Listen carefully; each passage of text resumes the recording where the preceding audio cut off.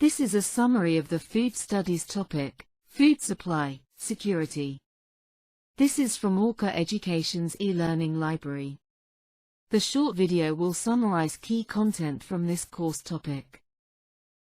Food security is a global issue, where access to nutritious food and basic resources is crucial for all individuals, regardless of their income or location.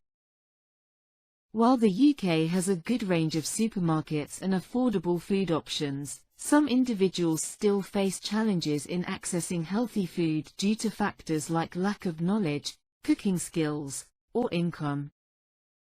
The ethical food sector in the UK, including fair trade, organic, and free-range products, plays a significant role in ensuring sustainable and morally conscious food production practices.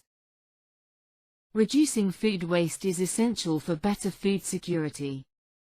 Individuals, retailers, and the government can all contribute to minimizing waste and creating a more sustainable food system. The food choices we make impact our carbon footprint. Opting for locally produced and seasonal food can help reduce CO2 emissions caused by transportation and processing. Sustainable food production is vital to feed a growing population while preserving natural habitats.